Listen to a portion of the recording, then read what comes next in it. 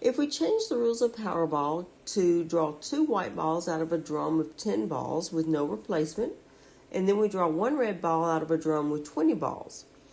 Let's look and see what they're asking here. The total number of outcomes of taking 2 balls out of 10 balls. So for that one, we have 10 ways of getting the first one, and then 9 ways of getting the second one. So there's a total of 90 possibilities.